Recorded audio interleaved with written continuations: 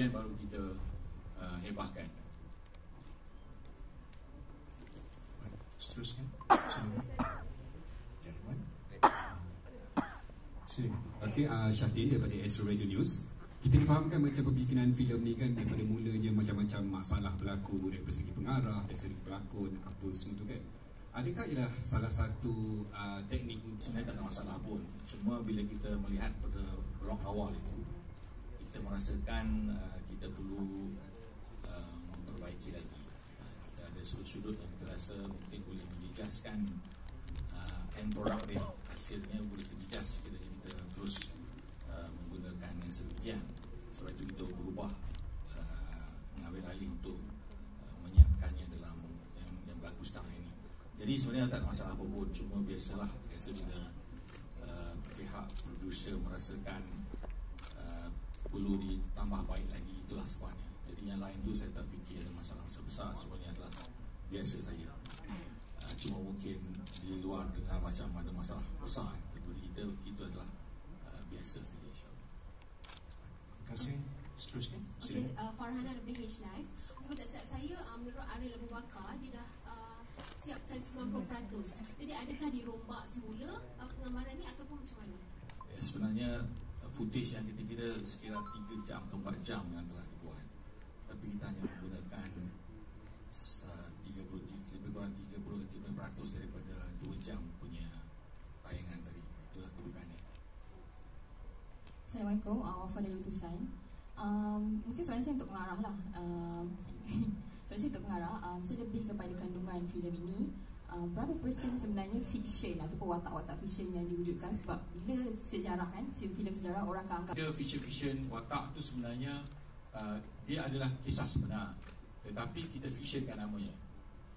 Jadi untuk jadi lebih menarik. Jadi event pun sama. Ada setengah-setengah event yang benar dan ada setengah event yang kita fictionkan supaya menjadikan dia lebih menarik lah. maksudnya watak sayang dan juga 4 orang wanita tu betul. Okay, menurut kajian saya sebenarnya semasa penentangan orang-orang pahlawan Pahang ni sebenarnya ada melibatkan kaum wanita. Cuma contohnya kalau kita pergi di Kampung Bulu ada kesan kubur para syuhada wanita sebagainya. Jadi kita fictionkan. Jadi kita anggap Sayang dan Siti Minah Besar ni mewakili Sri Kandi kita. Okay, dari segi dialog pula kan, ada beberapa watak yang mungkin cara bertutur dia memang era itulah lebih baku, dan ada juga watak yang mungkin lebih era moden kan sekarang. Adakah sebenarnya itu cara yang digunakan oleh pengarah lah untuk membuatkan filem ni lebih mudah diterima telinga tu? Ya, sebenarnya bila kita menulis skrip ni memang kita sedang mencari jalan tengah. Sebab kalau kita guna bahasa yang terlalu baku ataupun terlalu klasik, kita memerlukan masa untuk penonton proses dan faham. Jadi kita tak nak, kita nak kalau boleh mereka dengar, mereka terus faham dan mereka terus terima dialog-dialog yang baik dalam tu. Tapi kita tidak meninggalkan alur-alur bahasa yang baik dalam filem kita. Saya nak tambah sikit lah. Contohnya macam saya dalam sejarah saya sini, dia mati dikatakan dibunuh oleh seladang ya. Tapi dalam filem kita kena fiction dan kita kena tafsir. Bagi saya secara peribadi saya tak percayalah saya itu kena dibunuh oleh seladang. Agak kurang logik ya. Kita percaya dia dibunuh oleh pejuang-pejuang lah. Jadi itulah biasanya tafsiran dan narratif kita. Seterusnya, saya ke kampung, ada yang saya juga berjumpa dengan ahli keluarga dan jadi dia berdasarkan sebab saya cuba nak membentang sesuatu untold story. Kalau saya berdasarkan pada buku, saya rasa ramai yang dah baca, tapi saya suka lagi kita sendiri turun, kita dengar daripada cerita cucu cicit yang berjuang ni, dan saya rasa kita paparkan kisah yang belum pernah kita dengar. Saya rasa itu lebih menarik. Adakah ini bermakna pihak produksi sudah kebenaran ni Sejak daripada filem Akilau kita ada dapat kenalan daripada beberapa ahli keluarga. Kita tak dapat nak minta kenalan semua sebab terlalu ramai. Jadi yang mengaku dan sebagainya, tapi kita hormatilah. Tapi saya rasa bila saya pernah turun pergi jumpa orang kampung dan sebagainya, saya rasa itu pun sudah cukup, sebab kita sebenarnya deserve atau kita sangat-sangat memerlukan cerita-cerita daripada sumber-sumber yang lain. Jadi cabaran, saya rasa memang cabaran itulah untuk membuat satu kisah sejarah tokoh yang cucu cicit yang masih hidup. Memang itu satu cabaran lah. Tapi saya rasa daripada cerita ini kita lihat bahawa semuanya adalah membawa benda yang positif, ya. Tidak ada mengaibkan sesiapa. Dari ahli keluarga, malah saya percaya dia akan memberikan kita penghormatan. Kita akan memberi penghormatan kepada para pejuang ni. Boleh bagi principles kita berbual tu dengan siapa keluarga watak, keluarga watak yang mana, waris yang mana yang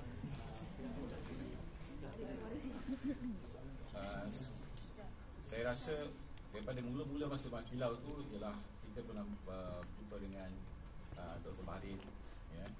Kita bersembang punya di kampung, kita berbual dengan beberapa orang kampung.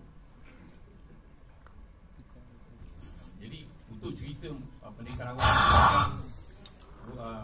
Rawang ni adalah kita kembangkan lagi kisah dia. Dan juga kita ada kajian daripada daripada Datuk Zain Johan berkenaan dengan perjalanan iaitu perjalanan Putuk Gajah daripada Ulu Ceka pergi ke mendapatkan bantuan. Itu juga Mak Kilau untuk mendapatkan bantuan daripada Terengganu dan juga dari Kelantan, ya. Jadi kita daripada situ kita visionkan. Silakan.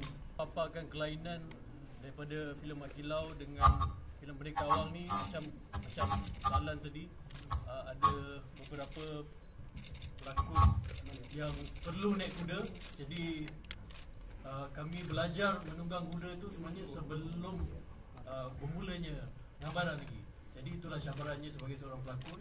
Dan juga kalau lihat betul-betul filem ni, kemahiran memanah pun dipertonjolkan lagi berbanding filem Mak Kilau sebelum ni.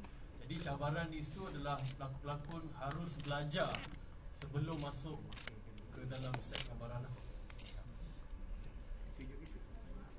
Assalamualaikum.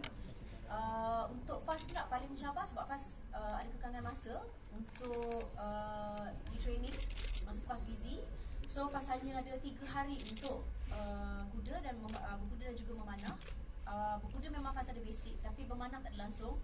So untuk play Watak Sayang ni, ketua pada Sri Kandi, dia kenalah memanah dengan mahir. So I had only 3 days untuk training. So itu yang sangat mencabar untuk PAS lah. Thank you. Kan. Jadi semasa tu saya tadi, semasa saya buat kajian filem Mak Kilau, saya bersama Dr. Bahrin. Saya bersama Dr. Bahrin. Tapi dari situ saya kembangkan. Dan kali ini Pendekar Awang saya tidak merujuk daripada Dr. Bahrin, tapi adalah kajian daripada sejarawan Datuk Zainal Johan. Dia juga menulis, kita ada kajian dia yang dia buat. Jadi dari situ saya ambil, bukan semua, saya ambil sebab dalam filem ni kita bukan sejarawan. Nak kena faham, kami bukan sejarawan. Kami bukan buat dokumentari.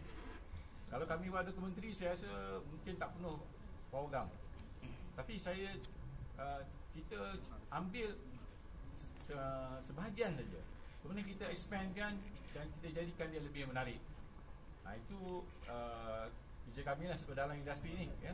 Yang penting anak-anak muda mula nak Pendekar Awang, mula nak gaji. Kampung Budu baru nak gaji. Ada Sri Kandi, ada kuda tak, ada pakaian macam ni, mereka akan mula menggaji. Itu yang lebih penting sebenarnya. Jadi itulah sebenarnya yang kita cuba buat. Selaku penulis skrip dan juga pengarah, apa sebenarnya yang Cik Syah nak tonjolkan dalam filem Pendekar Awang ni? Sebab kalau kita bandingkan Mak Kilau dengan Pendekar Awang ni, dia kurang sama je concept dia, macam cerita dia berapa scene. Jadi mungkin Cik Syah boleh jawab. Jawapan saya ialah kita nak penonton menghargai unsung hero. Kita ada banyak unsung hero di sepanjang kebangkitan pahlawan kita di Pahang. Saya faham, tapi dia punya template bentuk pembentukan jalan cerita tu lebih kurang sama. memang itu hala tuju kembali sudah ataupun apa? Maksudnya hala tuju dari segi? Maksudnya dari segi cara untuk nak menyampaikan pendekat awam ni, dia punya template dia lebih kurang sama seperti Mat Kilau bagi pandangan penonton yang dah pernah menonton Mat Kilau. Adakah memang itu hala tuju studio kembara untuk menyampaikan pendekat awam ni lebih kurang sama seperti Mat Kilau? So, untuk universe Mat Kilau ni saya rasa samalah. Saya rasa sama. Tapi kita berhasrat untuk ubah lepas ni, sebab nanti tidak penonton mungkin boring dah boleh baca. Maksudnya filem ketiga, filem akan datang studio kembara mungkin kita akan cari kelainan, insyaAllah. Kita belum tahu lepas ni mungkin dah boring. ya dah 90 tahun dah sampai yang terjadi. Baik, seterusnya silakan. Tapi of course yang kita ada dalam dunia ni, dalam sejarah dari kita dapat ni filem banyak dari barat, dan filem diorang perspektif diorang, dan kalau sejarah pun akan kita ikut perspektif, kita akan tengok semua diorang punya naratif. Jadi memang yang unik ni kita ada Malaysia punya naratif. So satu benda yang luar dari kotak lah, bukan yang kita dapat dekat buku sekolah. Sebab yang kita tahu macam bapa producer kata, history is written by the victors. So British dia yang cerita pasal saya dibunuh dengan seladang, tapi saya tahu dari Belgium kita pun tutupkan cerita dekat Kongo, 10 juta orang Kongo, orang Belgium dibunuh dulu. Cerita ditutupkan dalam buku sejarah tadi. Tapi kalau kita kaji, kita pergi dalam, kita tahulah cerita sebenar kan. Jadi alhamdulillah ada cerita yang luar dari kotak, itu yang beza.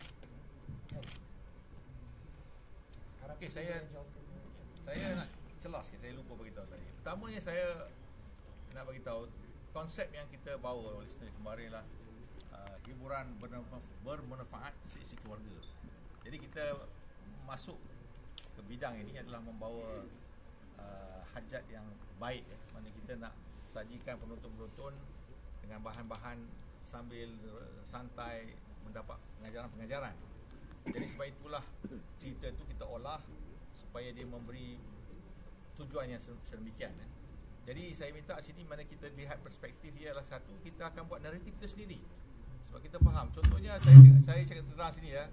Kita lihat apa yang berlaku dalam masyarakat kita adalah terlampau mengidolakan barat. Yang kadang-kadang sebahagiannya sudah jadi anglophile. Dia sudah adoration to the west tu terlampau, sehingga dia rasa diri dia tak ada apa-apa. Dan biarlah sejarah orang buat mengikut cara dia. Kita perlu ubah keadaan ini supaya kita jadi satu kaum, satu bangsa, satu warga negara yang ada confidence sendiri ya, ada keyakinan diri sendiri. Kalau kita tak boleh hakis adoration ni, terlampau over respect yang lain ni, saya fikir kita tak akan boleh bersaing. Dan sebab itu jugalah saya dari bidang lain saya terjun ke bidang ini. Jadi sebab itu kalau kita buat hal berkaitan sejarah pun kita kena olah dia supaya dia menampaikan mesej-mesej yang terbaik dengan cara yang menarik. Kalau tidak, tak sampai. Jadi saya harap maknanya tuan-tuan dan puan, kita mengharap bahawa kita melihat naratif dalam sebagai satu warga bangsa yang ingin membina satu kekuatan psikologi dan sebagainya, supaya kita yakin dan jangan lihat orang lain. Orang lain kalau buat filem Spider-Man pun tak masuk akal pun kita boleh terima. Kan, cerita yang pelik-pelik yang tak masuk akal pun, Superman pun kita boleh terima. Jadi saya harap maknanya bila kita buat filem begini yang berasas kepada kerangka sejarah yang benar ini diterima oleh para penonton, dan saya fikir berdasarkan kepada respon pada filem pertama tu, saya fikir ramai penonton-penonton, terutama sekali non-movie goers yang turun, dia masih menagih filem yang sedemikian. Jadi kita mengisi hajat yang demikian, itulah kita buat. Selagi hajat itu masih kuat untuk ditagih, dihajati oleh para penonton yang ramai sana, kita akan insya-Allah cuba kita tidaklah buat monotonous dan sebagainya, insya-Allah. Amin. Apa dia? Oh, baju Siti Kandi. Oh, okey. Ya.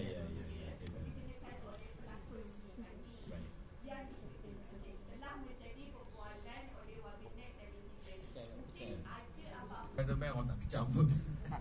Nah, bagi dia tuan-tuan panas, bagi kita ada sedikit kajian juga ya. Walau bagaimanapun kita lihat tanah Melayu ni dia ada kesan daripada Arab, kesan daripada Turki. Jadi dan bagi saya tidak logik ya kalau orang perempuan nak pergi berperang, nak pakai macam kelubung dan sebagainya, tentulah dia akan mengenakan satu ikatan yang kuat supaya dia boleh tutup, supaya tidak tutup muka dia dengan tudung sebagainya. Jadi itu sangat logik bagi saya, tak ada istilah apa. Kalau yang nak mengkritik ni memang semua benda kena kritik lah. Bagi saya kita tak ada masalah, itu mudah saja bagi saya. Kalau kita berperang di ketika itu, saya fikir orang Melayu yang bijak ni dan kreatif, dia boleh saja memakai yang sedemikian.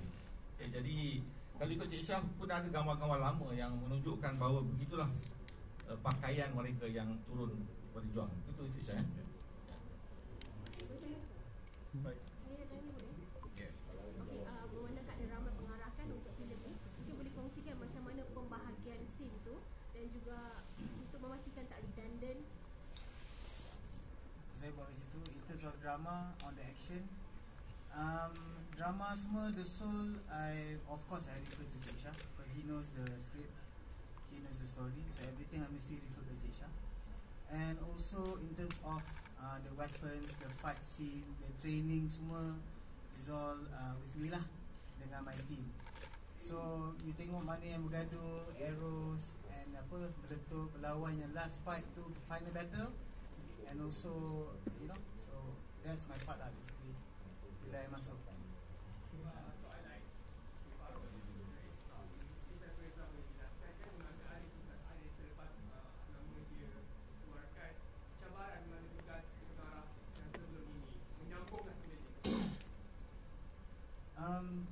To me it's very challenging lah. I don't know, to me nak cakap challenging tu banyak sangat faktor. So in terms of the look, technical, expectation orang, questions daripada media, you know. So to me, what I can do is just do my best lah, and to deliver the best action, and then also to to kasih Cik Syah punya, kira studio kembali punya story to be alive in terms of the action punya sense. Reza, you diberi kebebasan tak oleh penerbit untuk macam mana you? Like I said, I mesti refer diorang sebab benda ni historical, and also the soul tu dari script, and also dalam segi macam perjuangan tu, I need to know from them, you know. So from that perjuangan I tumpang and I do the action, and also kira macam the beat before the going to war, you know, benda tu lah. So to me this movie is about war, pergi perang. So macam mana kita berjuang. So benda tu mesti I will always refer lah to the script writer and also the producers. Baik. Ya, sebentar boleh tambah sikit. Di sini juga Reza bekerja sama dengan satu tim koreografer dari Indonesia untuk perkukuhkan action yang diketuai oleh Reza. Ya. Baik, kita ada banyak soalan untuk penerbit dan juga semua lepas. Baik, seterusnya Tuan. Saya Syasha, saya tanya untuk Fazura dan juga Tisa. Okey, Fazura sebagai seorang wanita yang bertudung memainkan watak Sri Kandi Melayu. Sebab bila tengok, bila nak berkuda tu satu hal, sebab kita nak bentuk aurat, nak jaga aurat. Dan ada bapak-bapak di mana Sri Kandi ni kena berdiri dan memanah. So satu, saya nak berterima kasih kepada pihak producer yang memang dah buat kajian tentang kostum kita, dan semuanya mempermudahkan bagi semua Sri Kandi untuk memainkan watak kami, untuk berperang dengan selesa dan menjaga aurat kami. Dan untuk Faz ni macam cakap tadi, 3 hari je untuk memanah. So itu yang cabaran paling besar lah. Dan Alhamdulillah Faz boleh, I push myself lah untuk 3 hari tu to give my best. Lisa? Saya mau meminta maaf terlebih dahulu kalau dalam bahasa saya kurang bisa dimengerti. Tapi ini adalah film pertama saya di Malaysia.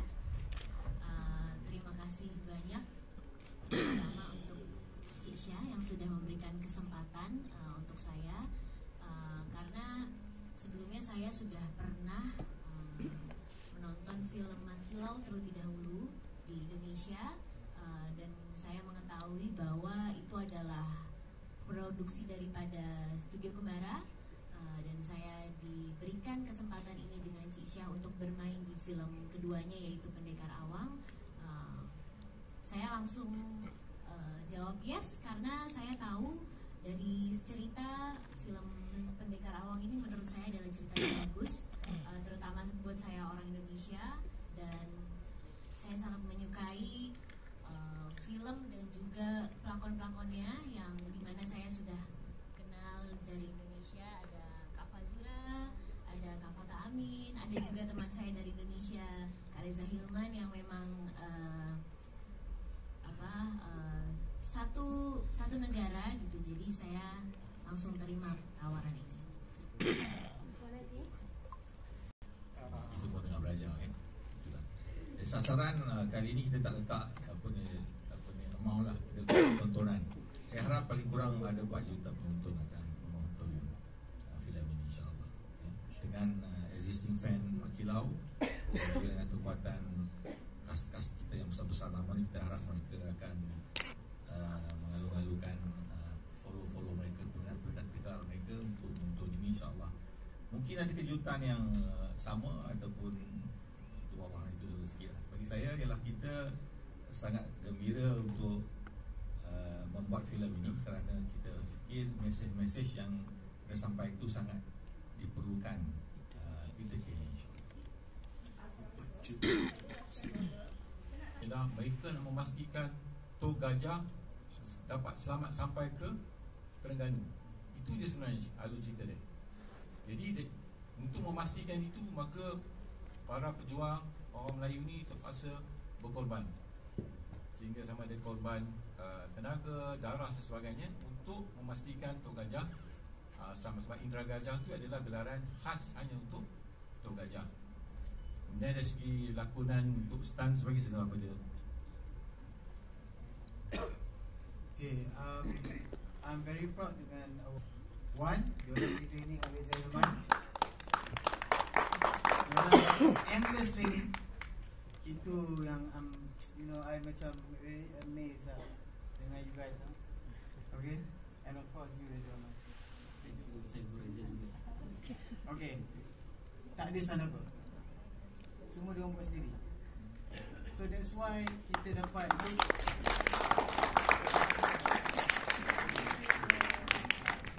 so to me it's amazing because in a short time diorang boleh ikut apa yang di-choreograph oleh Reza Iman dengan the team, the action team, and then diorang boleh execute it well dengan berlakon sekali and the same energy. So to me I'm really proud of that lah.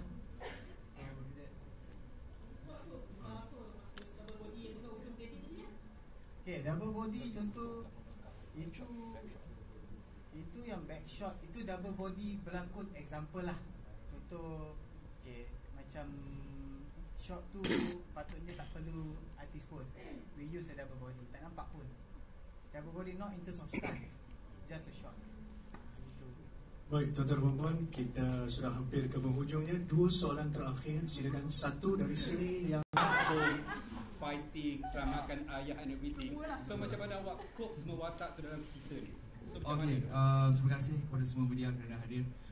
Untuk saya, macam mana saya cope adalah dengan pengarah yang hebat, producers yang hebat, and all the cast and the crews yang memberi saya sokongan dan juga support on ground.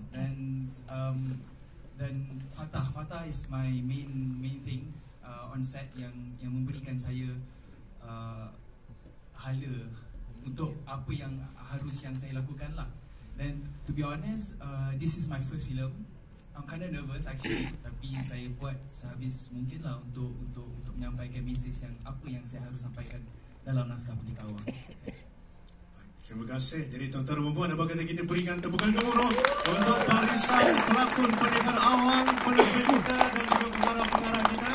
Dan tuan-tuan dan puan, selepas ini anda diizinkan untuk menemu ramah mereka secara personal, dan semuanya perlu berada di sini dan perlu tamat sebelum 5:30 petang. Terima kasih banyak. Ambil gambar dulu. Okay, kita ambil gambar dulu.